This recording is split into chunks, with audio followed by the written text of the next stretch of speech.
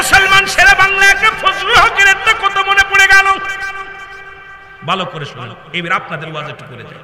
শেরে বাংলাকে ফজলুল হক উনি উনার জামানার তৎকালীন জামানার বড় উকিল, বাংলাদেশে সে ব্রিটিশ আমলের শেরে বাংলা ছিলেন, প্রখ্যাত উকিল। তার মতে এত বড় উকিল ছিল না, ব্রিটিশ দিয়া, বাংলাদেশ দিয়া, ইংরেজ দিয়া সবচেয়ে বড় উকিল ছিলেন শেরে বাংলা একে ফজলুল হক। জোরে জোরে চিল্লায় বলো আল্লাহু আকবার, আর একটু জোরে জোরে চিল্লায় বলো আল্লাহু আকবার।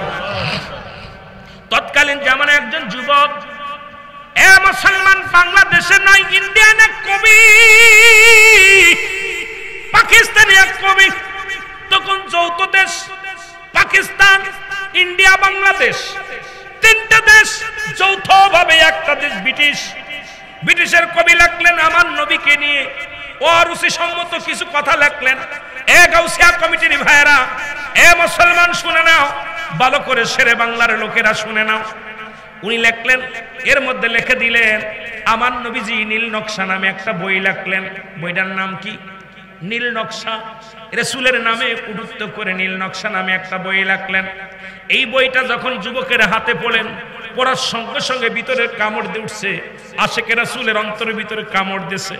সঙ্গে সঙ্গে মার কাছে যেয়ে বলছে, মা তুমি আমার গর্ভে ধারিণী মা, আগে বলো আমার নবী কি কোন নীল নকশা সাজাইছে? আমার নবী কি ইসলামের দাওয়াত দেয়, কালেমার দাওয়াত দেয়? নবীজি কত কষ্ট করে গেছেন, আমার নবীকে নিয়ে যে এই বাজে মন্ত্র করলো, এই কবিরে আমি কি করব মা? মা বলে, বাবারে কবি লেখছে এটা, কবি যেটা লেখছে বাবারে এটা তুমি কি করবা? কয় মা গো আপনি দোয়া করেন, যতক্ষণ পর্যন্ত আমি কবিকে দুনিয়া থেকে বিদায় না করে দিতে পারবো, আমি এক গিলাস পানিও খাবো না, আমি তাকে ছাড়বো না। মা দোয়া করো। জোরে জোরে চিল্লায় বলেন মারহাবা। আমার ভাইরা, আমার বন্ধুরা, আমার বলতেছিলাম খলিফা হযরত উমর ফারুক ডাকতে বলে, যুবক তুমি মৃত্যুর জন্য প্রস্তুতি হও। যুবক বলে, আমিনুল মুমিনিন আমার বিচারের আগে আমার বাবার বিচারটা করেন। বলে, বাবার বিচার কি? বলে, হুজুর এক নাম্বার অপরাধ আমার বাবা, এক নাম্বার অপরাধ আমার বাবা, সে আমাকে একটা ভালো মা দেয় নাই। ভালো করে বুঝে নিবেন, এক নাম্বার অপরাধ আমার আব্বার, সে আমাকে একটা ভালো মা দেয় নাই। প্রাথমিক বিদ্যালয়টা ভালো না, এই কারণে আমার চরিত্র ভালো না। আজকে এমন একটা মা দিছে, সে বেগানা পুরুষের সঙ্গে চলাফেরা করে। অনেক মা আছে ছেলে মেয়ে হওয়া পারু বেগানা পুরুষের সঙ্গে চলাফেরা করে। এ মুসলমান শোনা নাও, দিলের কান্ডা লাগায় শোনো, ডাকতে বলো, হুজুর আমার যে মা দিছে সেই মাটা হলো জিনাকারিনী, সেই মাটা হলো বেপরদায় চলে, সেই মাটা হলো দাউসের মতো চলাফেরা করে। সুতরাং এক নম্বর অপরাধ করেছে আমার আব্বা। আমি যুবকদের বলি, আমরা সুন্দরী ফুজুরি হয়ে গেছি গো। এখন ধলা চামড়া পালি আমরা পাগল হয়ে যায়। আগের যুগে দেখেছি মুরব্বীরা যখন সন্তানাদি বিয়ে পড়াইতো, আগে দেখতো গোষ্ঠী, তারপরে দল, তারপরে দেখতো মায়ের কুল, পিতৃকুল, মাতৃকুল। এই মেয়েটা কোরআন শরীফ পড়তে পারে কিনা, আমল করে কিনা, রোজা রাখে কিনা, কোরআন শরীফ পড়তে পারে কিনা, নামাজ আদায় করে কিনা। এ মুসলমান তারা চেহারা দেখতো না, চেহারা দেখতো না, আগে দেখতো তার গুণাগুণ। আর এখন আমার যুবকরা শুধু দলা চামড়ার জন্য পাগল। এই দলা চামড়াগুলো সমাজ নষ্ট করে, জাতি নষ্ট করে। এই দলা চামড়ায় দেশটারে শেষ করে দেয়। জোরে জোরে বলেন ঠিক কিনা? আগের মুরব্বীরা বিয়ে শাদী দিতে লাগলে আগে দেখতো মেয়েটা বেপরদায় চলে কিনা, মেয়েটা নামাজ পড়তে পারে কিনা, আত্মায়াতু পারে কিনা, সূরা কিরাত পড়তে পারে কিনা, তার মা বাপ খেদমত করে কিনা, অনেকগুলো দেখে তারপরে বিয়ে শাদী হতো। এখন আর বাপ মা লাগে না, গার্জিয়ান লাগে না। অথচ গার্জিয়ানের অনুমতি ছাড়া বিয়ে ক্যান্সেল হয়ে যাবে। ইসলামের বিধান অনুযায়ী যদি গার্জিয়ান রাজি না হয়, কোন মা বাবার বিয়ের যদি রাজি না হয়, ওই বিয়ে ক্যান্সেল করা হবে। এটা ইসলামের বিধান। আর এখন বাংলাদেশের বিধান হলো, যেহেতু বয়স হয়ে গেছে, বাপ মা কি ডাওয়ার চিনার সময় নেই। কথা বলেন ঠিক কিনা? এই জাতিকে বাঁচাবো কেমন? মেয়ে 18 বছর হয়ে গেছে বয়স, ছেলে 20 বছর। এখন এফিডেভিট করে আপনার ওই কোর্ট থেকে বিয়ে হলো, এখন বাবার বিরুদ্ধে মেয়ে মামলা দেয়। যদি বাবা মামলা দেয় আর আমি কই বাবা হলো বিয়াদব, যে বাবা মেয়ে চলে যাওয়ার পর অন্য ছেলের হাত ধরে চলে যায়, এই মেয়েটাকে আনার জন্য যে বাবা মামলা দেয়, এ আমি কই সবচেয়ে এক নম্বর জাহান্নামী। যে মেয়ে তোর কমান্ড মানে নাই, যে মেয়ে বেপর্দায় চলে অন্য পুরুষের হাত ধরে চলে যায়, বেলজ্জাতি জাহান্নামী, সেই বাবা মা আবার সেই মেয়ের জন্য উকলাতি করতে যায়, সেই মেয়েকে আবার ফিরে আনার চেষ্টা করে। আমি কই যেমন থুতু ফেলে দিয়ে চাইতে খাওয়া, ঠিক ওই রকম ওর চাইতে নিকৃষ্ট পৃথিবীর মধ্যে আর কাজ থাকতে পারে না। ওই ছেলে মেয়ে তো আপনার না, ছেলে মেয়ে আল্লাহ পাক আপনার কাছে রাখছে কি আমানত। কি রাখছে? আমানত। সঙ্গে সঙ্গে ত্যায্য করে দেন। যদি বাঁচতে চান, জাহান্নাম আপনার জন্য অপেক্ষা করতেছে, ধৈর্য ধরেন। আমার ভাইরা, আমার বন্ধুরা, আমার গভীর মনোযোগ। আমি যে সমস্ত যুবকরা বিয়ে করিস না, আমি তোদের হাতে ধরে বলে যাই, বাজানদের শুনে নে, প্রয়োজন হলে একজন রিক্সা চালকের মেয়ে বিয়ে কর, একজন ভ্যান চালকের মেয়ে বিয়ে কর, একজন দিনমজুরি মানুষের মেয়ে বিয়ে কর। যে মেয়েটা কোরআন শরীফ পড়তে জানে, যে মেয়েটা আমল করে, যে মেয়েটা পর্দা করে চলে, যে মেয়েটা শরীয়তের বিধান মেনে চলে, বেগানা পর্দায় চলে না, বেগানা পুরুষের সঙ্গে চলে না, জীবনে রাস্তাঘাটে এইরকম বেফাইসা মতো চলে না। মুসলমান শুনে নাও, বাজারঘাট পুরুষের নাই করে না, এমন একটা নারী যদি তোর সংসারে আইসা যায়, এই দুনিয়ার মধ্যে শান্তি আর শান্তি। আমার বাবা মাদের বলে যায়, মারা শুনে না, এমন একটা ছেলেকে বিয়ে কর, সেই ছেলেটা দিনমজুরি হোক, সেই ছেলেটা ব্যবসায়ী হোক, সেই ছেলেটা মুসলমান, সেই ছেলেটা ইমাম হোক আর মুয়াজ্জিন হোক, সেই ছেলেটা ভ্যান চালক, রিক্সা চালক হোক, সেই ছেলেটা কোরআন পড়তে পারে কিনা, কোরআন যদিও না পারে সূরা কিরাত পড়তে পারে কিনা, সারা দিন পরে এক মুঠা খাবার খাওয়াবে, হালাল খাদ্য খাওয়াবে। শুনে মুসলমান শুনে নাও, আজকে আমরা খুদি খুদু প্যান্ট শার্ট পরা, শার্ট পরা, দাঁড়ায়া প্রস্রাব করে বৈশা করতে পারে না। কত টাকা তার বেতন, কত টাকা সুদ খায়, কত টাকা ঘুষ খায়। আমি মুসলমান বলে যাই, তোমার মেয়েটাকে যদি একজন হালাল খোর বান্দার হাতে, নামাজি বান্দার হাতে যদি তোমার মেয়েটাকে শপথ করে দিতে পারো, এই দুনিয়ার মধ্যে একটা জান্নাত কিনে নিতে পারবা। আর যতই তুমি বড় অফিসারের লগে দাও, ওই সুদ করার ঘুষ কর হারাম খোরের লগে যখন তোমার মেয়েটা দিবা, তুমিও হারামজাদা হয়ে যাবা। জোরে জোরে বলেন ঠিক কিনা? হালাল খোর বান্দা খোঁজো, হালাল খোর বান্দা। আগে দেখবা ছেলেটা নামাজ আদায় করে কিনা। দাড়ি চাচা দরকার নাই, দাড়ি যারা রাখছে, আমি জন্য দাড়ি যারা চাষে তাদেরকে বলি আমি চাচা, আর যারা রাখছে তাদেরকে বলি ভাই। যারা দাড়ি রাখছে মুরব্বী হলো তাদেরকে বলবো ভাই, এগুলো ভাই রাগ করেন না। যারা রাখে নাই তারা হলো চাচা, চাইছে ফেলছে, তারা কি চাচা, তাদের ভাই বলা যাবে না। আমার ভাইয়েরা, আমার বন্ধুরা, আমার গভীর মনোযোগ। আমি আপনাদেরকে বলে যাই, খলিফা হযরত উমর ফারুক বললেন, ও বৃদ্ধা, কি বলতে চায় তোমার ছেলে? বিদ্যা মাথা নত করে বসে আছে। খলিফা হযরত উমর ফারুক চোখ দুইটা টকবক করতেছে, রাগে টকবক। খলিফা হযরত উমর ফারুকের রাগ মেজাজ একটু বেশি কড়া ছিল। এই পাপের কথা শুই না অটোমেটিক রাগ হয়ে গেছে। বলে, দ্বিতীয় অপরাধ আমার আব্বা, সে আমার একটা ভালো নাম দেয় নাই। অধিকাংশ মানুষ আমরা এই ভুলটা করি, যখন সন্তান দুনিয়ার মধ্যে আগমন করে। মুসলমান শুনে নাও, যে ওয়াজটা করার দরকার ছিল আপনাদের ইমাম সাহেবের, যে ওয়াজটা করার দরকার ছিল চেয়ারম্যান মেম্বারের, সেই ওয়াজটা আমি করে যাই। বাবারা শোনো, এবার দুনিয়ার মধ্যে যখন আগমন করবে, 7 দিন পরে সুন্নাতে রাসূল হলো, 7 দিন পরে নাম রাখা সুন্নাতে রাসূল। যখন ওই সন্তান মেয়ে হোক আর ছেলে হোক দুনিয়ার মধ্যে ভূমিষ্ঠ হবে, 7টা দিন অতিবাহিত হবে। মুসলমান তারে কি করবে? এবার তারে সুন্দর একটা নাম রাখবে। মেয়ে হলে একটা প্রাণী করব কুরবানি, কি আকিকা করবেন 2টা পশু, ছেলে হলে একটা পশু, মেয়ে হলে এটা কুরবানি করিয়া আকিকা করিয়া সুন্দর একটা নাম রাখবেন। এই নাম রাখা হলো সুন্নাতে রাসূল। আজকে আমার সমাজ, আমার জাতি নষ্ট হওয়ার মূল কারণ শুনে নেন, ওই পতেঙ্গার মধ্যে কেন ঢেউ খায় তার প্রমাণ আমি দেয়া যায়। এর প্রমাণটা আমি দিয়ে যাই। 21শে ফেব্রুয়ারি শহীদদের মালার বদলে ওরা নিজেরা মালা নেয়, এর একটা কারণ আপনি শুনে নেন, বুঝতে পারবেন কথা বললে রে মুসলমান।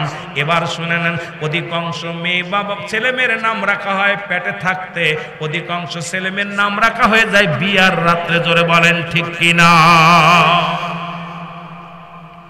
কসম আল্লাহর, পৃথিবীতে সন্তান ভূমিষ্ঠ হওয়ার 7 দিনের একদিন আগে নাম রাখা দূরত্ব নয়, সুন্নাতে রাসূল যদি মানতে হয়।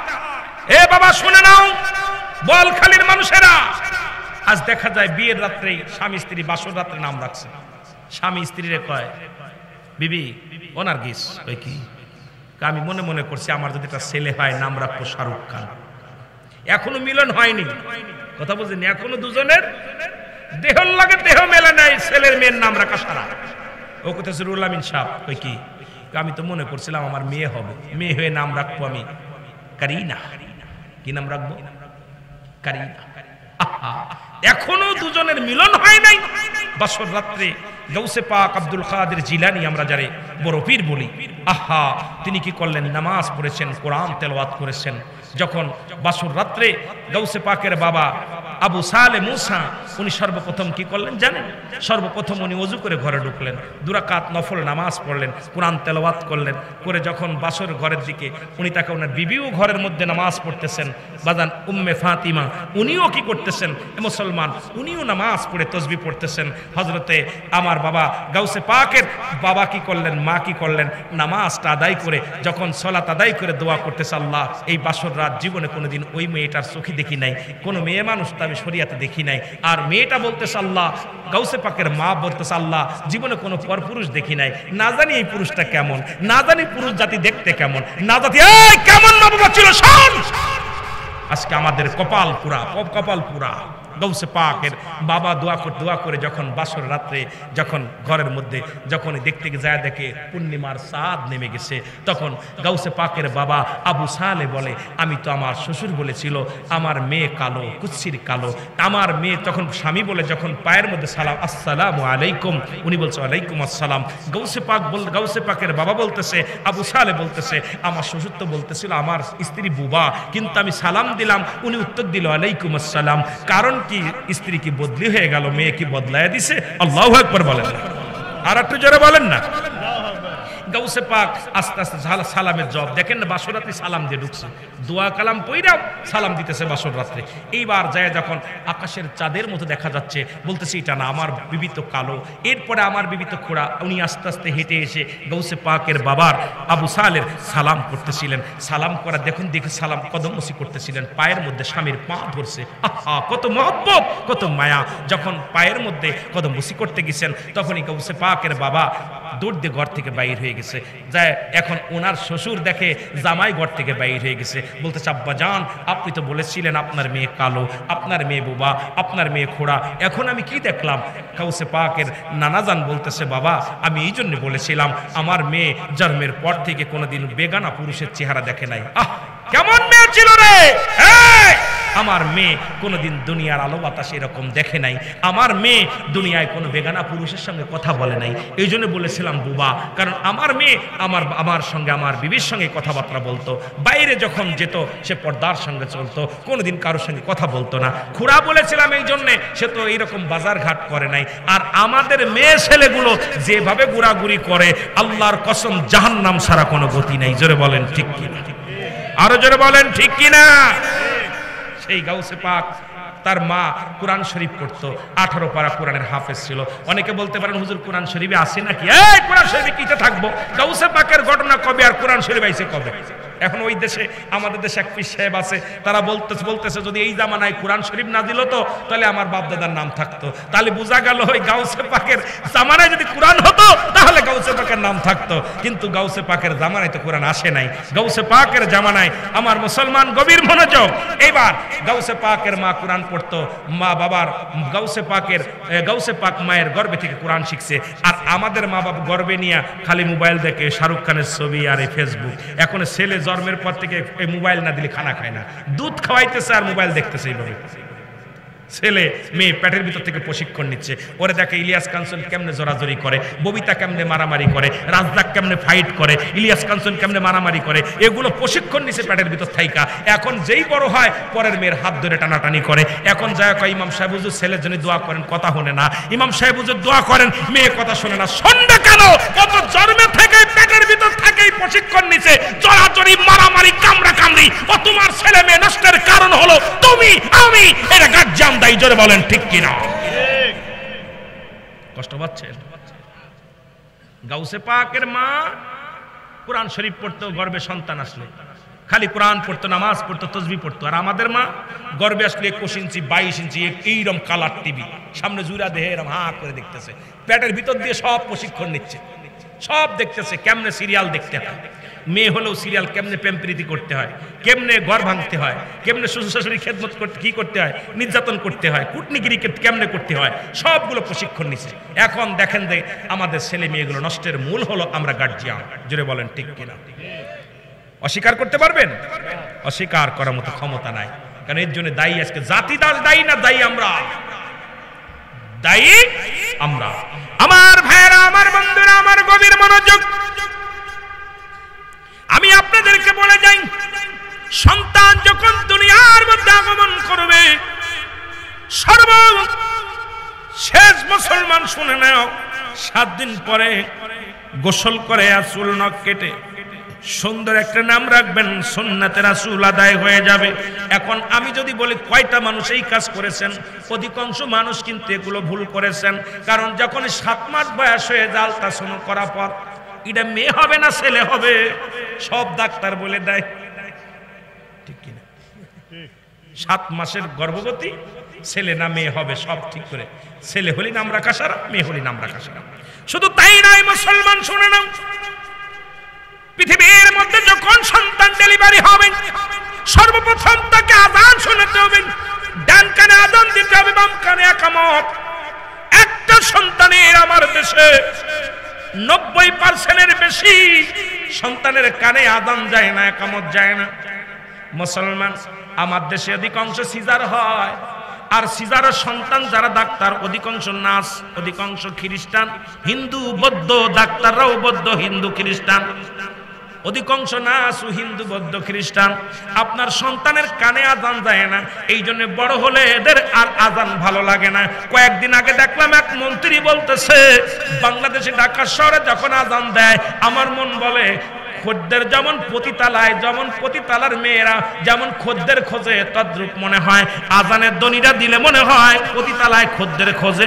এর চাইতে বড় কষ্ট আর কোথায় লাগতে পারে? যেখানে 90-95% মুসলমানের দেশে যিনি প্রধান হয়ে দেশের একজন মন্ত্রী হইয়া তার মুখে বলে যে মুসলমানদের আযান যখন মসজিদে আযান দেয় পতিতালায় পতিতারা যেমন ডাকে খদ্দের ঠিক সেমনি আওয়াজ শোনা যায়। এর চাইতে আমাদের মরে যা ভালো, জোরে জোরে বলেন ঠিক কিনা?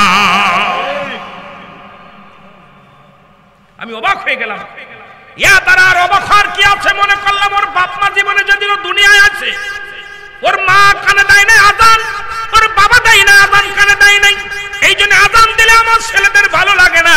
যে ব্যক্তি আযান শুনে মসজিদে ছুটে আসে, যে ব্যক্তি আযান শুনে পৃথিবীর মধ্যে আসে, আযান দিলে আর ঘুমায় থাকতে পারে না ঘরে। যে ব্যক্তি আযান শুনে দুনিয়ার মধ্যে আসে, এই ব্যক্তি আযান দিলে যতই শীত আসুক আর যতই ঠান্ডা পড়ুক ও ওযু করে মসজিদে চলে আসে, কারণ আল্লাহর জন্য পাগল হয়ে যায়। জোরে জোরে বলেন ঠিক কিনা? অনেক ওয়াজ রয়েছে, ওদিকে আমি কত দূর যাব বলতে গেলে, আমি তো গল্প করে কাটাইতেছি সময়, একটু কথা বলে যাই, একদম বাংলা ওয়াজ করে যাই, ওয়াজ তো না, একটু কথা বলে যাই। 2-3 নাম্বার বলতেছে হুজুর, 3 নাম্বার অপরাধ আমার বাবা, 3 নাম্বার অপরাধ আমার আব্বা, আমার পৃথিবীর মধ্যে কোন ইসলামের জ্ঞান দেয় নাই, আমার কোন কোরআন শিক্ষা দেয় নাই, হাদিস শিক্ষা দেয় নাই। হুজুর 3 নাম্বার অপরাধ আমার আব্বা মায়ের। আমি যদি আজকে ইসলাম সম্পর্কে জানতাম ভালো মন্দ হারাম হালাল যদি জানতাম, গুনার কাজ যদি জানতাম, জীবনে আমি এত বড় অপরাধী হতাম না। সুতরাং পৃথিবীর মধ্যে 3 নম্বর অপরাধ করেছে আমার আব্বা মা, সে আমাকে কোনো কোরআনের জ্ঞান দেয় নাই। আপনাদেরকে বলে যাই, ছেলে যত বড় ল পাস করেন না কেন, বিদেশ থেকে ডিগ্রি নিয়ে আইছেন, এই ডিগ্রির কোনো মূল্যায়ন নাই। যদি সন্তানকে সুশিক্ষায় শিক্ষিত না করতে পারেন, যদি সন্তানকে কোরআন হাদিসের জ্ঞান না দিতে পারেন, ওই সন্তান একদিন আপনার বুকে লাথি মেরে জাহান্নামে চলে যাবে। ওই সন্তান একদিন আপনার বুকের মধ্যে লাথি মারবে। তখন আল্লাহ পাক ডাক দিয়ে বলবে, ফেরেশতারা রে, যে সন্তান তার বাবার বুকে লাথি মারছে, মায়ের বুকে লাথি মারছে, ওই হাজী সাহেবরে শুদ্ধ জাহান্নামে নিক্ষেপ করে দাও। জোরে জোরে চিল্লায় বলা যাবে না আল্লাহু আকবার।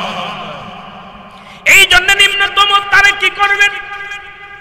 এ মুসলমান, নামাজের নিয়ম কানুন শিখাবেন, জানাজার নিয়ম কানুন শিখাবেন, 40টা হাদিস তাকে শিখাইবেন, 10টা সূরা তাকে শিখাইবেন। এ মুসলমান শুনে নেন, যদিও না পারেন, ওরে মুসলমান 6টা কালেমা তারে শিখাইবেন, নামাজের কিছু নিয়ম কানুন শিখাইবেন, হারাম কোনটা হালাল কোনটা এটা তারে বুঝাইবেন। জীবনেও সেই সন্তানকে যদি আপনি দুনিয়ার মধ্যে পাপ করে, সেই পাপের প্রায়শ্চিত্ত আপনার উপরে যাবে না। কিন্তু আপনি তাকে শিক্ষা দিলেন, লন্ডন আমেরিকায় পড়াইলেন, ইংলিশ ফ্যান পড়াইলেন, ইংলিশ শিখাইলেন, উর্দু শিখাইলেন, কিন্তু কোরআনের জ্ঞান তারে শিক্ষা দিলেন না, ইসলামের জ্ঞান তারে শিক্ষা দিলেন না। আল্লাহর কসম, আল্লাহর কসম, এই সন্তান আপনার 4 পয়সার কাজে লাগবে না। 3টা জিনিস কাজে লাগবে। নাম্বার 1 হলো নেক আমল, আপনি দুনিয়ার মধ্যে যেটা করে যাবেন কবরে যাওয়ার। 2 নাম্বার লাগবে সদকায়ে জারিয়া। 3 নাম্বার লাগবে নেককার সন্তান। এই জন্য নবীজি বলতেছেন, সাহাবীরা রে, তোমরা কেউ কি কবুল হজের সব পাইতে চাও?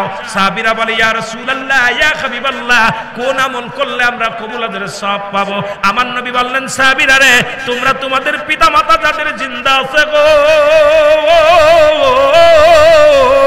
তোমরা বাড়ি যা সালাম দিবা, আসসালামু আলাইকুম বাবা, আসসালামু আলাইকুম মা, তোমার আমলনামায় একটা কবুল হজের সব লেখা হয়ে যাবে। সাহাবীরা বললেন, ইয়া রাসূলুল্লাহ, ইয়া হাবিবাল্লাহ, চোখের পানি ছেড়ে কান্দে নবী গো, আমাদের তো মা নাই, আমাদের তো বাবা নাই। নবী গো, 1 সপ্তাহ আগে মারে হারাইলাম, 2 সপ্তাহ আগে বাবারে হারাইলাম, এই কিছুদিন 1 মাস আগে আমার আব্বা মারে হারায় ফেলছি। সাহাবীরা চোখের পানি ছেড়ে কান্দে রে। আমার নবী ডাকে সাহাবীদের চোখে পানি। আমার নবী কয়, সাহাবীরা তোমরা কেন কান্দো?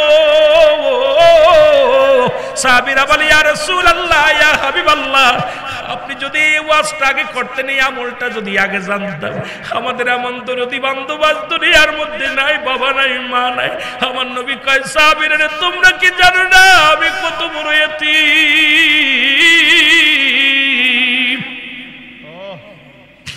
এই দুনিয়ার মধ্যে যখন আমি 6 মাসের গর্ভে,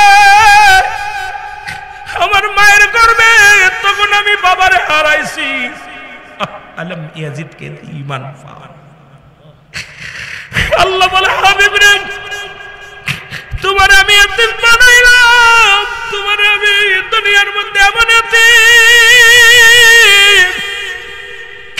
যখন 6 মাস গর্ভে, তখন তোমার আব্বা জান দুনিয়ার মধ্যে থেকে বিদায়। শরীয়তের চোখ দিয়ে কোনোদিন আব্বারে দেখি নাই। যখন আমার বয়স 6 বছর 6 মাস বা 7 মাস, তখন আমি মারে হারাইছি, দুনিয়ার বুক থেকে মারে হারাইছি। 6 বছরে যখন আমার 6 বছর বয়স, যখন তখন মারে হারাইছি। যখন 6 বছরে 7 মাস, তখন দাদা আব্দুল মুতালিব রে হারাইছি। আমার মতো এতিম তোমাদের মধ্যে আর কেউ নাই। আমার নবীও কান্দে, সাহাবীরা কান্দে।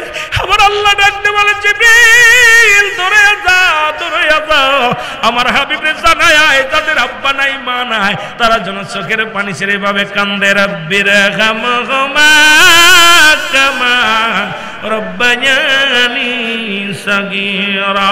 জোরে বলেন, রব্বির হামহুমা কামা রব্বায়ানি সাগীরা। আল্লাহুম্মা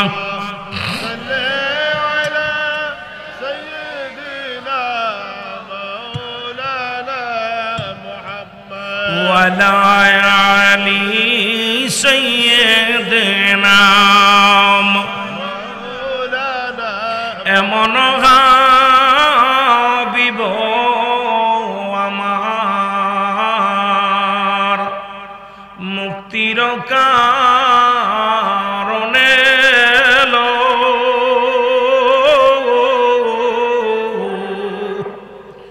ওফাতের পরেও নবীজি পাপীদেরকে না ভুলিল।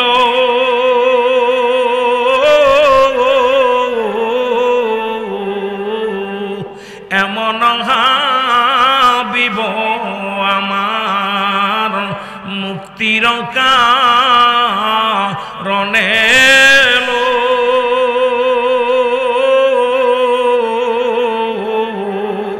ওফাতের পরেও নবীজি পাপী উম্মতিরে না ভুলিল। আল্লাহুম্মা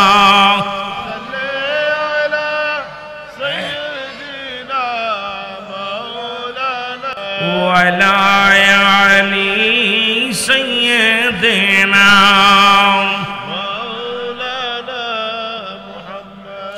মুসলমান। গভীর মনোযোগ, যে কথা বলতেছিলাম গা দিলের কান্ডা লাগা শুনাল।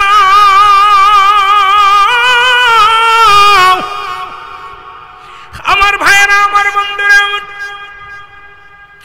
হযরত ওমর ফারুক ডাকতে বলে, বৃদ্ধা রে, ও বৃদ্ধা, তুমি মৃত্যুর জন্য প্রস্তুতি হয় নাও, কারণ সন্তানটা নষ্ট হওয়ার মূলে হলো তুমি। আজকে তোমার ছেলে কলেজে যায়, একবার কি খবর নিছো ছেলে কোথায় যায়? মেয়ে কলেজে যায়, একবার কি খবর নিছো মেয়েটা কোথায় যায়, কার লগে ঘরে, কার সঙ্গে পরামর্শ করে? আজকে মোবাইল কিনে দিছো, এই বড় বড় সেটগুলো কিনে দিছো, রাত ভরে পড়ালেখা করে না, শুধু বান্ধবীর সঙ্গে বন্ধুর সঙ্গে শুধু রাত ভরে মেসেঞ্জারে কথা হয়, মুখে কথা হয়। আরে জাতি, আজকে সমাজ নষ্ট করে দিলা। কিন্তু আমি ইন্ডিয়াতে গিয়েছিলাম, দেখে আসলাম ক্লাসের মধ্যে লেখা আছে, ক্লাস 6 এর ক্লাসে যদি কোনো ছাত্র বা ছাত্রী ক্লাসরুমে ক্লাস চলাকালীন যদি মোবাইলের শব্দ বাজে 500 টাকা, ইন্ডিয়ার 500 টাকা জরিমানা। বাজার মুসলমান, ক্লাস 8 পর্যন্ত কোনো ছাত্র রাতে মোবাইল নাই। বড় আশ্চর্য হয়ে গেলাম, যেখানে একটা হিন্দু রাষ্ট্র সেখানেও কিন্তু ক্লাস 8-9 এর কোনো ছেলে মোবাইল ব্যবহার করে না। আর আমার দেশের ছোট্ট ছোট্ট মাসুম বাচ্চাগুলো 6-এ 7-এ 4-5-এ পড়ে, মোবাইল পকেটের মধ্যে থাকে। এর জন্য আমি মনে করি আজকে জাতিটাকে নষ্টের জন্য আমরা আজকে গার্জিয়ানই 99% দায়ী। জোরে বলেন ঠিক কি না? আমি আশ্চর্য হয়ে গেলাম। আমি গেলাম, যায় দেখি আপনার বনপাড়াতে একটা কলেজে ঢুকলাম, ঢুকা দেখি কলেজ ইন্টার ক্লাসে ঢুকছি। ঢুকা পর ঘুরে আসলাম, দেখা পর দেখি ক্লাসে লেখা রয়েছে মোবাইল বাজিলে 500 টাকা জরিমানা। আমি জিজ্ঞাইতেছি, ভাই, কই ভাই জান, আমাদের ইন্টারে কোনো ছাত্রের হাতে কোনো মোবাইল নেই, যদিও কেউ চালায় গোপনে চালায়।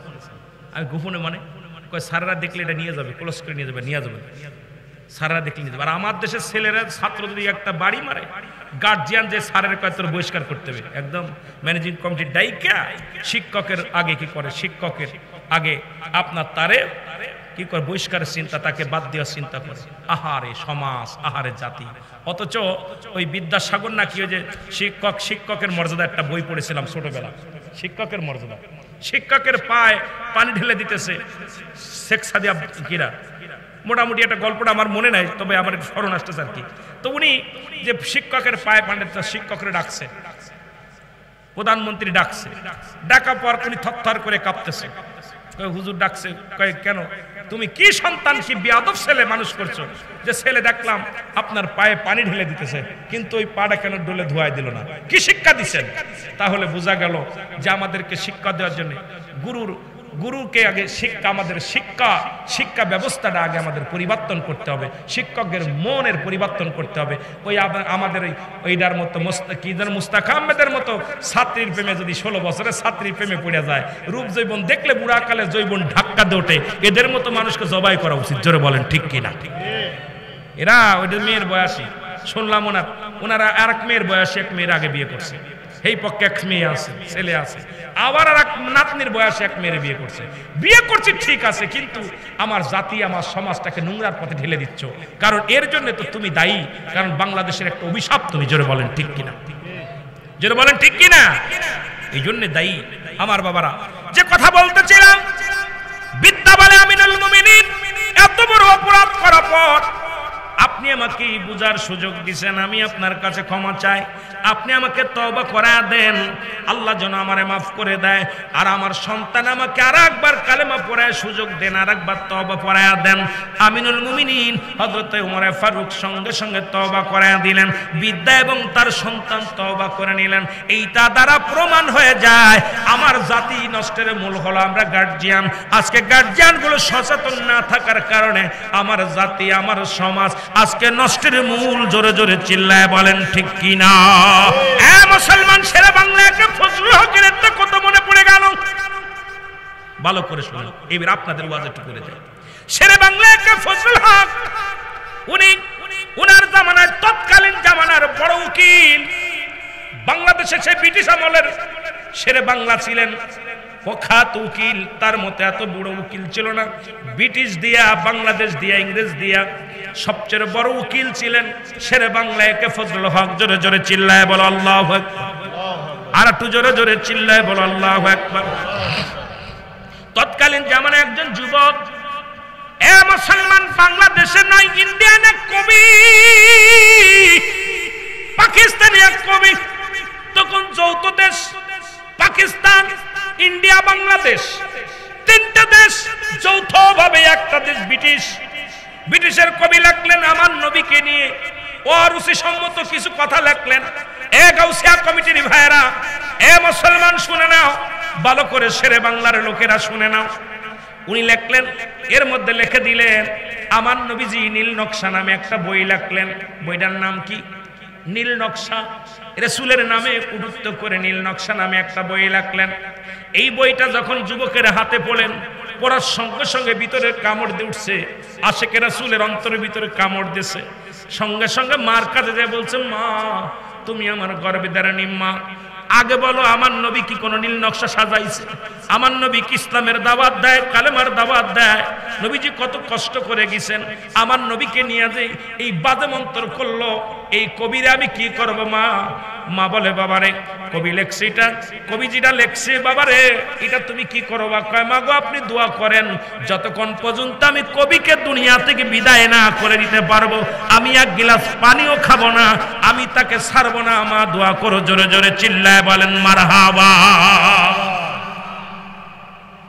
বাবারা শুনেন, তোরা এত জুলুস করিস, এই চট্টগ্রাম থেকে এত পরিমাণ জুলুস হয়, নবীর আশিক বাইর হয়েছে। এই জন্য এই ওয়াজটাকে আপনাদের বেশি করার দরকার, বেশি জানার দরকার।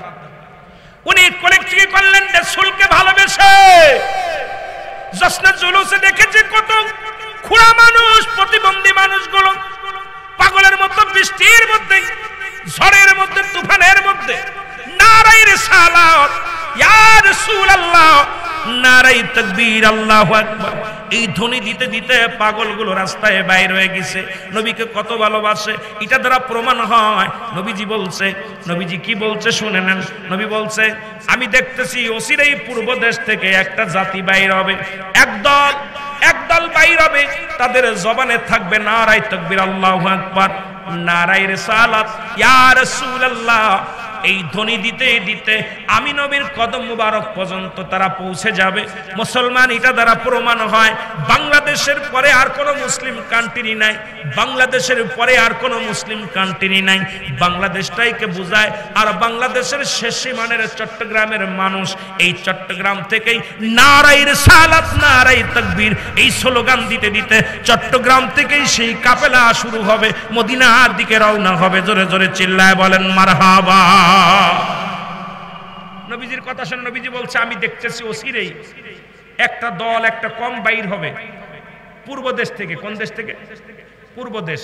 সেই তাদের জবানে থাকবে নারায়ে তাকবীর, আল্লাহু আকবার, নারায়ে রিসালাত, ইয়া রাসূলুল্লাহ। এই ধ্বনি দিতে দিতে আল্লাহু আকবার পতাকা হাতের মধ্যে থাকবে। তারা ছুটে আমি নবীর কদম মুবারক পর্যন্ত আসবে, রওজা পর্যন্ত আসবে। তা দ্বারা আমি প্রমাণ পাইলাম আমার ক্ষুদ্র জ্ঞান দ্বারা যে বাংলাদেশের পরে আর কোনো মুসলিম কান্ট্রি নাই, পূর্ব দেশে আর কোনো কান্ট্রি নাই। আর পূর্ব বাংলাদেশের সর্বশেষ কান্ট্রি আপনারা এই চট্টগ্রাম বিভাগ, ঠিক কিনা? চট্টগ্রাম বিভাগটা এই জন্য এই দেশের চট্টগ্রামে বেশি নবীর জুলুস হয়, বেশি নবীর আশিক বেশি। আমার মন বলে এখান থেকে সেই কাফেলা শুরু হবে। আমার মন বলে ক্ষুদ্র জ্ঞান দ্বারা, আমার মন বলে সেই কাফেলা আল্লাহ পাক দয়া করে হয়তো চট্টগ্রাম থেকে বাইর করবে, এই কাফেলা মদিনার দিকে পৌঁছে যাবে। জোরে বলেন মারহাবা, আরো জোরে, আরো জোরে।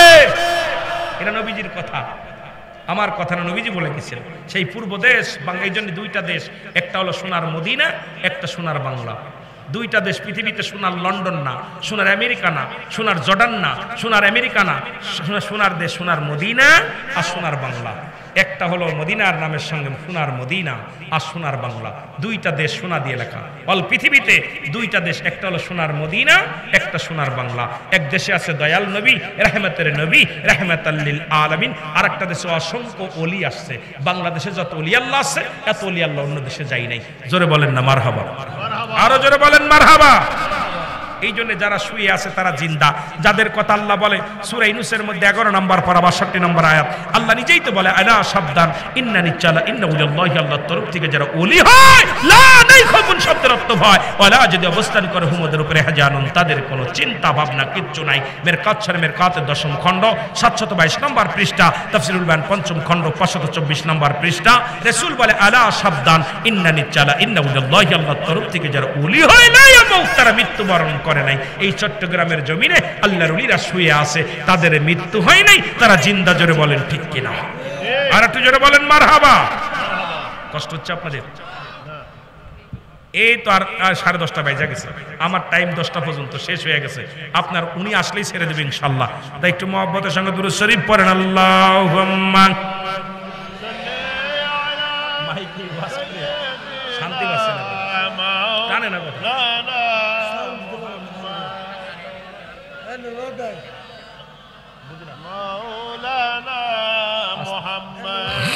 ওয়ালা আলি সাইয়্যিদিনা, তুমি কেন কাছে থেকে, তুমি কেন কাছে থেকে করো দূরে থাকার বাহানা, তোমার তালাশে আসে খইলাম দিওয়ানা, তোমার তালাশে আসে হইলাম দিওয়ানা। জোরে বলো মারহাবা। এ মুসলমান কবির মনোযোগ, এ ভাইরা বন্ধুরা আমার শোনো, যুবক পাঞ্জাবি গায়ের মধ্যে দিয়া তোর বাড়িটা পাঞ্জাবির নিচেই নিয়ে চলে গেলেন, ব্রিটিশের কবির কাছে চলে গেলেন। ব্রিটিশের কবির কাছে যা বললেন, কবি সাহেব বাড়ি আসেননি। কবি ভিতর থেকে বাইর হয়ে আসলেন, বলে কে ডাকো? আমি বাংলাদেশ থেকে এসেছি। এই বইটা কি আপনি লিখছেন? বলে হ্যাঁ। আরে কবি, এই বইটা কেন লিখলাম? বলে আমি কবি মানুষ, লেখা আমার পেশা। যেমন আমাদের হিরো আলম বই লিখছে, জাতিরে কি শিখাবে, ঠিক কিনা? কালকে দেখলাম হিরো আলম বই মেলায় গেছে, আমি বই প্রকাশ করেছি। আরে পাগলের দলেরা, যে দেশে হিরো আলমের মতো কবি পাওয়া যায় সে দেশের যুবকরা সিনেমা আর নাটক ছাড়া কি বুঝবে? এ জাতি যারা, ধরে বলেন ঠিক কিনা? মূর্খরা জ্ঞানীদেরকে চালাবে। তার জ্বলন্ত একটা প্রমাণ হিরো আলম, যে নিজের নামটা লিখতে পারে না, সে বই প্রকাশ করছে। ও কি লাগবে? কি জ্ঞান আছে? কথা বলেন না কেন? রাগ করতেছেন? আমি তারা ছোট করার জন্য বলতেছি না, আমি জাতিকে বাঁচানোর জন্য বলতেছি। এই শিক্ষিত জাতিকে অ্যারিস্টটল, সক্রেটিস বই লেখা পর বলছে নো দাই সেল, যার কিতাব, যার বই না পড়লে দার্শনিক হওয়া যায় না, গবেষক হওয়া যায় না। যার বই না পড়লে উনি লেখা পর বলে নো দাই সেল, নিজেকে নিজে চিনতে হবে। এত বড় শিক্ষিত যারা জর্ডান থেকে, আমেরিকা থেকে, লন্ডন থেকে ডিগ্রি নিয়ে আসছেন, যারা বিদেশ থেকে পিএইচডি করে এসে বই লেখা পর বলছে নো দাই সেল, নিজেকে নিজে চিনতে হবে। মানারাফান নফস, নিজের নফসকে চিনতে হবে। কলবু সালিম, আত্মাকে প্রসিদ্ধ করতে হবে। আর হিরো আলমের মতো একটা টুকাই যদি বই লিখে বলে এই জাতিকে শিক্ষিত বানাবো, আমার দেশের জনগণ এখনো চোখ বন্ধ করে থাকে, এদেরকে বিতাড়িত করার দরকার। জোরে বলেন ঠিক কিনা? ও কি লাগবে? ও লেখাবে। দেখলাম কিছুদিন আগে প্রাইমারিতে প্রশিক্ষণ দিচ্ছে, সই সই সই সই, টিক টিক টিক টিক। আমি কি শিখাই? দেখছেন না প্রাইমারি শিক্ষকদের শিখাচ্ছে মই মই মই, ব্যাং ম্যাং ম্যাং করতেছে। আমি কি শিখাই? আরে এ কি শিখায়? এই ছেলেদেরকে শিক্ষা দেবে, ছেলেদেরকে নামাজ পড়া শেখাও, কিভাবে রুকু করতে হবে, কিভাবে সিজদা করতে হবে, কিভাবে গুরুদেরকে সম্মান করতে হবে, সালাম দিতে হবে, এগুলো প্রশিক্ষণ দাও। প্রশিক্ষণ দিয়ে cycle tick tick tick tick. আহা, এই হিরো আলমের মতো কবির শিক্ষা, হিরো আলমের মতো কবি যে দেশে আছে, এ দেশের মুস্তাকের মতো কবি যে দেশে আছে, সে দেশের জাতি শেষ করার জন্য ইরাই যথেষ্ট। জোরে বলেন ঠিক কিনা? বাগান, একটা বড় ফুলের বাগান নষ্ট হওয়ার জন্য একটা বুতুম ফেতায় যথেষ্ট। এই বুতুম ফেসায় ধরছে এই শিক্ষা, আমাদের শিক্ষা মন্ত্রীরও বুতুম ফেসায় ধরছে। আর শিক্ষা মন্ত্রী যারা আছে, প্রতিমন্ত্রী, মন্ত্রী, আমাদের জাতিদের, আমাদের নেতাদের এই বুতুম ফেসায় এমন ভাবে ধরছে, শিক্ষাটারে শেষ করার জন্য উঠে পড়ে লাগছে। জোরে বলেন ঠিক কিনা? আমার মনে হচ্ছে আপনি আপনাদের বিরোধিতা করতেছেন, কথা বলতেছেন না কেন? আওয়াজ নেই কেন? আপনি মনে করছেন বেঁচে যাচ্ছেন না? আমার এই পূর্ব জাতি, এই জাতিগুলো বাঁচাতে হবে। আমরা তো যা হয়ে গেছি হয়ে গেছি, আমাদের যে যারা ডায়াসে বসে সব বয়স শেষ। এখন আমাদের তো কিছু ডালপালা আছে, একটা ডাল কাটলে তার গোড় দিয়ে অনেকগুলো পালা ছাড়ে, ঠিক কিনা? ডাল যখন কেটে ফেলেন ওর গোড় দিয়ে অনেকগুলো শাখা প্রশাখা বাইর হয়। তদ্রূপ আপনি যখন দুনিয়ার মধ্যে পুরুষ কুলে জন্ম নিয়েছেন, মেয়ে কুলে জন্ম, আপনার থেকে ছেলে মেয়ে জন্ম নেবে, এই আপনি মারা যাবেন, কিন্তু আপনার প্রজন্ম তো রেখে যাচ্ছেন। এরা কি শিখবে? এদেরকে শেখানোর জন্য ভিত্তি স্থাপনটা ভালো করার দরকার। গাছের শিকড় কেটে দিয়ে যদি পানি ঢালেন, গাছ বাঁচবে না। এই জন্য শিক্ষা জাতির মেরুদণ্ড যদি হয়, সেই শিক্ষা সুশিক্ষায় করার দরকার। জোরে বলেন ঠিক কিনা? আরো জোরে বলেন ঠিক কিনা? কষ্টে পড়ে কথাগুলো বলতেছি। আমি আগেই বলেছি যে ওয়াজ আজকে কিছু কথা বলবো, গল্প কর্ম বইয়া বইয়া, সেই গল্পগুলো আমি আপনাদেরকে জানায়া যায়। কারণ আমার সারা বাংলাদেশ ঘোরা পর যেটুকু জ্ঞান আমার অর্জন করেছি, এই জ্ঞান দ্বারা আগামী প্রজন্মগুলো বাঁচবে কেমনে, আমাদের একদম হাতের ভিতরে জাহান্নাম, একদম হাতের ভিতরে জাহান্নাম। আমার ভাইরা, আমার বন্ধুরা, আমার গভীর মনোযোগ। কবি বলে, আমি লিখেছি আমার মন চাইছে লিখেছি, লেখছি তাই আমার নবীরে তুই নীল নকশা, ভণ্ড নবী লেখলি, নীল নকশা লেখি, তোর কত বড় সাহস? তোমার বই লাগবে? কয় লাগবে। তোমার লাগার জন্য আইছে। উনি ভিতর থেকে ছুরিখানা বাইর করে কবির বুকের মধ্যে মেরে দিছে। সঙ্গে সঙ্গে কবি দুনিয়ার মধ্যে লুটায় পড়ে মারা গেলেন। ব্রিটিশের পুলিশ এসে হ্যান্ডকাপ করে দেয়, হাতের মধ্যে হ্যান্ডকাপ লাগাইয়া ব্রিটিশের আদালতে নিয়ে গেলেন। শেরে বাংলা একে ফজলুল হক শুনতে পাইলেন, বাংলার একজন যুবক জেলখানায় ভর্তি আছে। বাংলার একজন যুবক রাসূলের প্রেমে একজন যুবককে হত্যা করেছে, একজন কবিকে হত্যা করেছে। গভীর রাত্রে চলে গেলেন, যা বলে, বালক রে, ও যুবক, তুমি কি ওই কবিকে হত্যা করেছো? বলে, জি হুজুর, হত্যা করেছি। কারণ আমার নবীর বিরোধিতা করেছে দুশমনে রাসূল। আমি দুশমনে রাসূলকে আমি দুনিয়ার মধ্যে জিন্দা রাখি নাই, কারণ যে নবী না আইলে আসমান জমিন কিচ্ছু বানাইতো না। আরে যে নবীর উপরে আমার আল্লাহ দুরূদ পড়ে, যে নবীর তাজিম করে, সম্মান করে ফেরেশতাকুল, যে নবী কুল কায়নাতের নবী, যিনি নবীদেরও নবী, সেই নবীর বিরোধিতা করে কথা বলে আমি সহ্য করতে পারি নাই। এই জন্য কবিরা আমি দুনিয়া থেকে বিদায় করে দিছি। শেরে বাংলা একে ফজলুল হক ডাকতে বলে, বাবা তুমি মেরেছো ঠিক আছে বাবা, তোমার মতো সাহসী যুবকের প্রয়োজন। তুমি আদালতে দাঁড়ায় বলবা আমি হত্যা করি নাই, যে কোনো উপায় তোমার বাঁচাই দিব, যে কোনো একটা উপায় তোমার আমি বাঁচাই দিব। ডাকতে বলে, শেরে বাংলা একে ফজলুল হক শোনেন, আপনি ভুলে গেছেন আমি একজন মুসলমান, আমার মা একজন মুসলমান, আমার বাবা একজন মুসলমান। আমি দুনিয়ার মধ্যে আগমন করার পর আমার মা আমাকে সৎ চরিত্র শিক্ষা দিয়েছে। আমার বাবা মা বলেছে, বাবা মিথ্যা বলবি না। আমার মা বাবা বলছে, অন্যের কাছে মাথা নত করবি না, কোনদিন অন্যায় কাজ করবি না। সুতরাং আমার আব্বা মা একজন মুসলমান, একজন মুমিন, আমি আমার মুসলমান বাবা মায়ের সন্তান। আমি জীবনকে বাঁচানোর জন্য আমার মুখ দিয়ে মিথ্যা বলা সম্ভব নয়। জোরে জোরে চিল্লায় বলা যাবে না মারহাবা। আহা, দেখছেন নি? আর আমাদের ছেলেদের কাছে দিই ভিক্ষা চায়, ফকিরের ছেলে বাপে শিখে দেয়, এই মাফ করে দাও, ভিক্ষে নাই, ঠিক কিনা?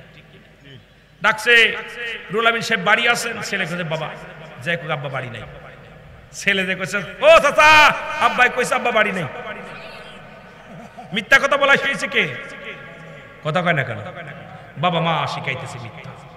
আর যুবক বলতেছে আমি এমন একজন মায়ের সন্তান বাবার সন্তান, আমার বাপ মা মুসলমান, সুতরাং আমার জবান দিয়ে জীবন রক্ষার জন্য আমি মিথ্যা বলতে পারবো না। এই জীবনের মায়া আমি করি না, আমি সত্য বলবো। যদি ফাঁসি হয়ে যায় দুঃখ নাই, মৃত্যু হয়ে যায় দুঃখ নাই, জেল হয়ে যায় দুঃখ নাই, তবু আমার জবান দিয়া মিথ্যা বলা সম্ভব নয়। জোরে বলো মারহাবা।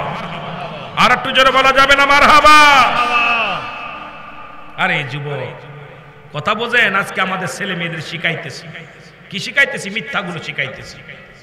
আমার ভাইয়েরা, আমার বন্ধুরা, আমার শেরে বাংলা অনেক ফেলে বুঝাইলেন, কোন বুঝ মানলেন না। আদালতে উঠানো হলো।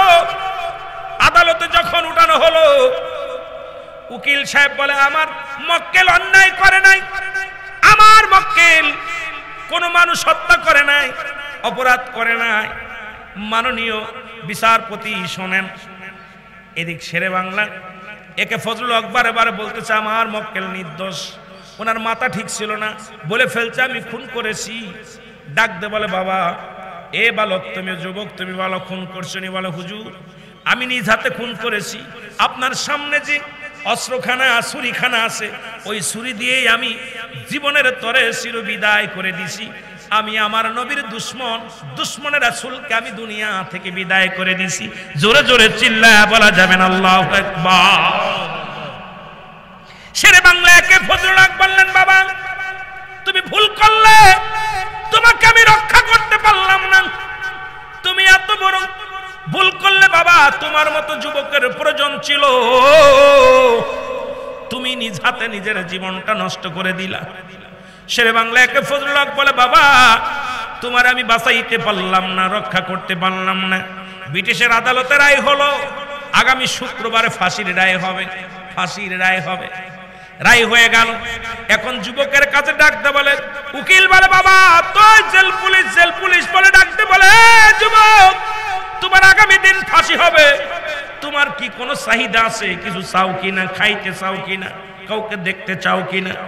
যুবক বলে জীবনে আমার ফাঁসি হবে, আমি জানি আমি এই দুনিয়া থেকে মানুষ হত্যা করেছি, তবে মরণের আগে আমার জনম দুঃখিনী মা, যে মায়ের গর্ভে আমি 10 মাস 10 দিন ছিলাম, ওই মায়ের কাছে একটা রাত আমি কাটাইতে চাই। ওই মায়ের বুকে মাথা দিয়া, মায়ের কোলে মাথা দিয়া আমি একটা রাত ঘুমাইতে চাই। ব্রিটিশের জেল পুলিশে নিয়ে চলে আসলেন, সন্তানকে নিয়ে চলে আসলেন বাংলার জমিনে। মায়ের কাছে মা জরুরি দেখছি, সন্তানকে দেখে ডাকতে বলে বাবা তোমার কেন পুলিশ পাহারায়? বলে মা গো, আগামী শুক্রবারে আমার ফাঁসি হবে গো মা। মা গো, দুশ্মনের রাসূলকে আমি হত্যা করেছি, জীবনের তরে তারে বিদায় করে দিছি মা। মা, আগামী দিন আমার ফাঁসি হবে, জীবনে তুমি সৎ পথে চলার সাহস জুগিয়েছ, সত্য কথা বলার জন্য তুমি তাগিদ দিয়েছিলা, সৎ পথে চলার জন্য হুকুম দিয়েছিল। মাগো, তোমার কলিজার টুকরা সন্তান হত্যা করেছে কবিকে গো মা, এর দায়ে ফাঁসি হয়ে যাবে। আমি তোমার কাছে এসেছি, আজকে রাতটা তোমার পুরুতের উপর মাথা রেখে একটু ঘুমাইতে চাই। মা জননী মাথার ভিতরে হাত বুলায় দেয়, চোখ যখন বন্ধ হয়ে আসে, মদিনার নবী ডাকতে বলে যুবক, তুই তোর মায়ের বুকে মাথা রেখে ঘুমাস না, আমি নবী তোরে ঘুম পাড়াইব। আমাকে ভালোবেসে, আমাকে ভালোবেসে, আমার মায়ায়, আমার মমতায়, আমার জন্য, দিন ইসলামের জন্য আমি নবীর প্রেমের মালা গলায় পরিয়ে রে যুবক, দুশ্মনের রাসূল হত্যা করেছি, আমি নবী খুশি হয়ে গেছি। আয় আয়, তোর মায়ের বুকে আর মায়ের কাছে ঘুম পাড়তে হবে না, আমি নবী তোরে ঘুম পাড়ায় দিব। আয়, জোরে জোরে চিল্লায় বলা যাবে না মারহাবা। এরে প্রেম যদি করবি রে মন, বলেন প্রেম যদি শিখবি রে মন, ওরে সব সেরে চল মদিনায় তোরা, সব সেরে চল মদিনায়, আমার দয়াল নবী যেই দেশে ঘুমায় আমার মায়ার নবী আরো জোরে বলেন আমার দয়াল নবী যেই দেশে এ তোরা দেখলে ছবি পাগল হবি দেখলে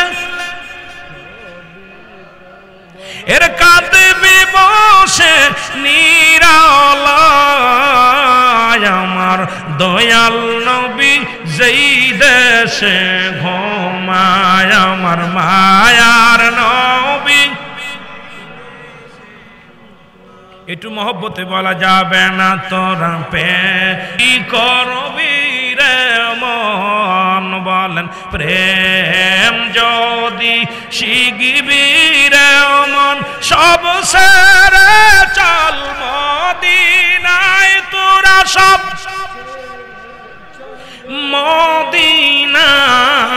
মদিনায় আমার দয়াল নবী যেই দেশে ঘুমায় আমার প্রাণের নবী ও তোরা দেখলে ছবি পাগল হবি তোরা দেখলে ছবি পাগল হবি কাঁদবি বসে নিরালায় তোরা কাঁদবি বসে নিরালায়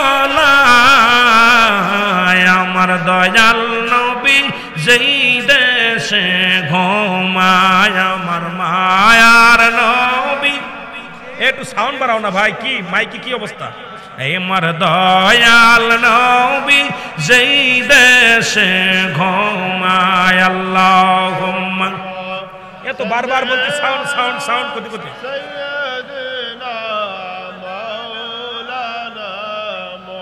আওয়াজ আছে মানে দুটো মাইক জ্বলছে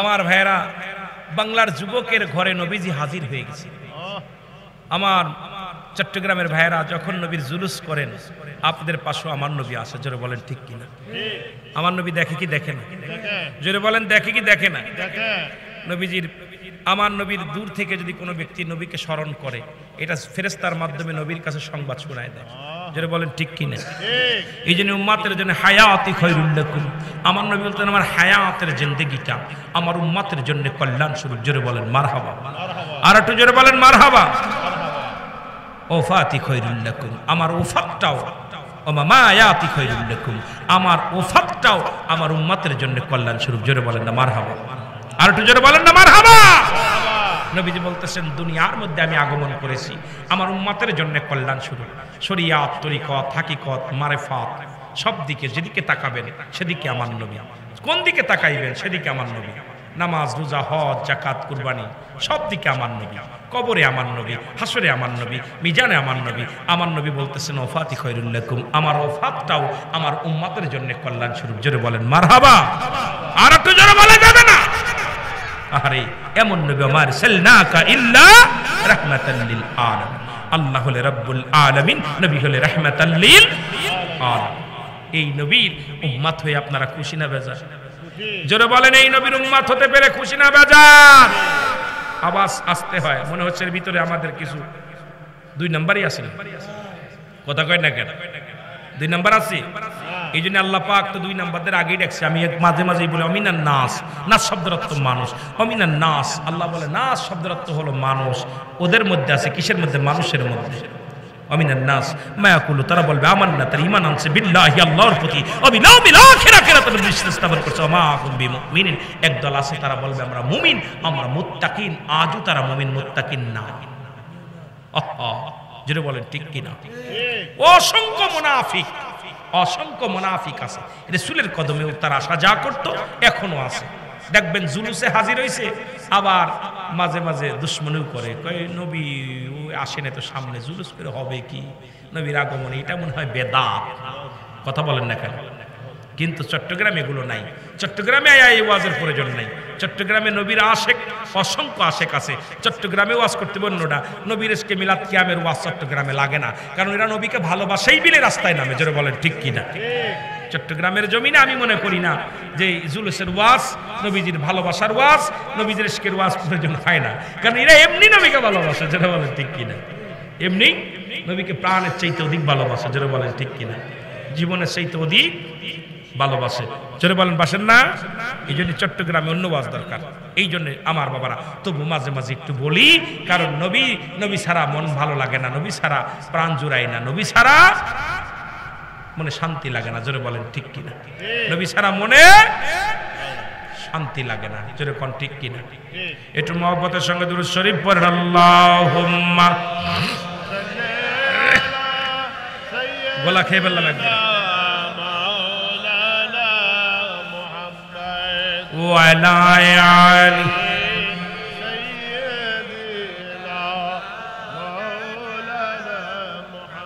এ আমার ভাইরা, আমার বন্ধুরা আমার, এই জন্য আমি আপনাদেরকে বলে যাই, মদিনার নবীকে ভালোবেসে জীবন দিয়ে নবীজি ডাক দিতে পারে যুবক রে যুবকায়, আমরাও নবীর জন্য জীবন দিতে চাই। জোরে বলেন ঠিক কিনা? আরো জোরে বলেন ঠিক কিনা? আমার বাবারা আমার বন্ধুরা আমার, আমি মা বোনদের জন্য 2টা ওয়াজ করে আমি শেষ করে দিয়ে যাব, বেশি সময় আপনাদের নিব না। 3টা আমল করলে মেয়েরা নাচতে নাচতে জান্নাতে যাবে। জোরে বলেন মারহাবা। 3টা আমল যদি করে, যেহেতু সামনে মায়ে রমজান মাসের আগে হয়তো আপনাদের মধ্যে আশা পড়বে না, 3টা আমল করলে মেয়েরা স্বামীর আগে জান্নাতে যাবে। কয়টা আমল করলে? জোরে বলেন কয়টা আমল করলে? 3টা আমল করলে এত জোরে সুবহানাল্লাহ কইবেন যেন তাবুটা নড়ে যায়। 1 নাম্বার আমল হলো 5 ওয়াক্ত ফরজ নামাজ এবং ফরজ রোজা। জোরে বলেন মারহাবা। জোরে চিল্লাবেন আলহামদুলিল্লাহ। আরো জোরে বলেন সুবহানাল্লাহ। আওয়াজ নাই। 5 ওয়াক্ত ফরজ নামাজ, ফরজ রোজা। তবে এখন মেয়েরা বলতে পারে হুজুর আমাদের তো সব সময় ফরজ নামাজ ফরজ রোজা আমরা করতে পারবো না। আমার মা বোনেরা শোনো, যদি কোনো মা ঋতুবতী হয়ে যায়, হায়েজ আসে, তখন সঙ্গে সঙ্গে ফরজ নামাজ ফরজ রোজা পরিত্যাগ করবে, ভেঙে ফেলবে। একমাত্র মারা শোনো, যদি ফরজ রোজাগুলো হয়, এই যে সামনে মায়ের রমজানের রোজা আসতেছে, এই রোজাগুলো কাজা আদায় করা লাগবে। যদি রমজান মাসে কোনো মায়ের ঋতু আসে, ভালো করে মাসালাগুলো জানার দরকার, বোঝার দরকার। মারা শোনো, সঙ্গে সঙ্গে রোজা ছেড়ে দিবা। আবার যখন তোমরা পবিত্রতা হবা, গোসল করবা, গোসল করে ভালো করে কাপড় চোপড় ধোয়া পর তোমরা বাকি রোজাগুলো আদায় করবা। পরবর্তী সময়ে তোমরা কাজা রোজাগুলো আদায় করে নিবা, কিন্তু কাজা কোনো নামাজ আদায় করা লাগবে না। জোরে জোরে বলো আল্লাহু আকবার। আমার মাদের জন্য ভালো করে বলে যায়, অনেক মা আবার অনেক চিন্তা করে একটা বাংলে 70টা রোজা রাখা লাগবে, 30টা রোজা রাখা লাগবে। না মানা, একটা রোজা যখন আপনি ভাঙবেন একটা রোজায় রাখবেন, 2টা বাংলে 2টা রাখবেন, 3টা বাংলে 3টা রাখবেন। আমার মারা শোনো, একমাত্র কাজা ফরজ রোজাগুলো আদায় করতে হবে, কাজা কোনো নামাজ আদায় করা লাগবে না। তবে পুরুষের জন্য কোনো কাজা নাই। পুরুষ তুমি সফর করছো, 4 জায়গা 2 পড়ো, তুমি অসুস্থ, দাঁড়ায় পড়তে পারো না, বয়া না পড়ো, শুয়ে পড়ো, শুয়ে না পড়ো তুমি দাঁড়িয়ে পড়ো, ইশারায় পড়ো, তবু কোনো পুরুষের জন্য বালক বালিকা নয়, সাবালক সাবালিকার উপরে নামাজ ফরজ। এ মুসলমান শুনে নাও, এই নামাজ ছাড়া কোনো গতি নাই। একমাত্র কাফের এবং মুসলমানদের মধ্যে পার্থক্য হলো নামাজ। কাফেররা নামাজ ছাড়ে, মুসলমান নামাজ ধরে। যে ব্যক্তি নামাজ ছেড়ে দিল তাদের অন্তর্ভুক্ত হয়ে গেল। জোরে বলেন ঠিক কিনা? এ ভাইরা আমার বন্ধুরা শুনে নাও, ভালো করে শুনে নাও। সুতরাং আমার মাদের বলে যায়, মা ও মা শোনো, দিলের কান্ডা লাগা শোনো, তোমরা 1 নম্বরে নামাজটা তোমরা আদায় করে নিবা, রোজাটাও তোমরা আদায় করে নিবা। 2 নম্বর হলো স্বামীর খেদমত। জোরে জোরে চিল্লায় বলো মারহাবা। আর একটু জোরে বলা যাবে না? 2 নম্বর হলো স্বামীর খেদমত। 2 নম্বর কি? স্বামীর খেদমত। আমি মারে বলি, মা শুনে নাও, স্বামীকে যদি কষ্ট দিয়া দুনিয়া থেকে চলে যাও, স্বামীর আমানত নষ্ট করে চলে যাও, তোমার জন্য জাহান্নাম ছাড়া কোনো গতি নাই। মারে স্বামীর খেদমত, 2 নম্বরে স্বামীর খেদমত করা লাগবে। কোনো পীর সাহেবের খেদমত করে জান্নাতে যাওয়া যাবে না, কোনো বক্তার খেদমত করে জান্নাতে যাওয়া যাবে না, কোনো মৌলবীর খেদমত করে জান্নাতে যাওয়া যাবে না, কোনো মুন্সির খেদমত করে জান্নাতে যাওয়া যাবে না, কোনো মোল্লার খেদমত করে জান্নাতে যাওয়া যাবে না। জান্নাতে যেতে হলে আগে তোমার স্বামীর খেদমত করা লাগবে। জোরে বলেন মারহাবা। স্বামীর খেদমত করা লাগবে। মারহাবা বলেন, মারহাবা। আর একটু জোরে বলেন, আর একটু জোরে বলেন, মারহাবা। আমরা অনেকে বলি মা আসিয়া, আসিয়ার কথা অনেকে শুনেছি। আসিয়া ফিরাউনের বিবি ছিল। কার বিবি? জোরে বলেন, ফিরাউনের বিবি। ফিরাউন জানেন উনি খোদায় দাবি করেছিল, কিন্তু মাঝে মাঝেই নামাজ আদায় করতেন, নফল নামাজ পড়ে দোয়া করতেন, বলতো আল্লাহ তুমি খোদা আমি জানি, তবে লোকজনের সামনে আমি খোদা হয়ে গেছি, ভগবান হয়ে গেছি। এখন তো যদি আমার কথা যদি তুমি না শোনো গো মাওলা, মানুষের সামনে আমি ইজ্জত পাবো না, মানুষের মাঝে কথা বলতে পারবো না। আল্লাহ তুমি আমার খোদা, আমি তোমার গোপনে গোপনে মানি, কিন্তু মানুষের সামনে আমি যে খোদা বলে দাবি করেছি রে আল্লাহ, আল্লাহ আমি জানি তোমার জান্নাত আছে, তোমার জান্নাত আছে আমি জানি, তোমার জাহান্নাম আছে আমি জানি, আমি বিশ্বাস করি রে আল্লাহ। তবে আমার আসিয়ারে এত পরীক্ষা দিলাম, সব পরীক্ষায় আমার আসিয়া পাস করেছে। আমার আসিয়ারে যত পরীক্ষা করেছে সব পরীক্ষায় আসিয়া উত্তীর্ণ হয়েছে। আল্লাহু আকবার। তার এত ঈমানি পরীক্ষা, তোমার প্রতি এত ঈমান, তোমার প্রতি অগাধ বিশ্বাস রে আমার আল্লাহ। ও আমার আল্লাহ, আমার আসিয়ারে তার কলিজার টুকরা সন্তানগুলো যখন আমি তেলের মধ্যে ভেজে তার একটি করলাম, পুড়ে মারলাম, তবু তোমারে বলে না, আমার প্রতি অসম্মান করে নাই, আমাকেও সে তাজিম করেছে, তোমার প্রতি অগাধ বিশ্বাস ছিল, ভালোবাসা ছিল, একমাত্র তোমারই পূজা করে, তোমারই গোলামি করে আমার আসিয়া।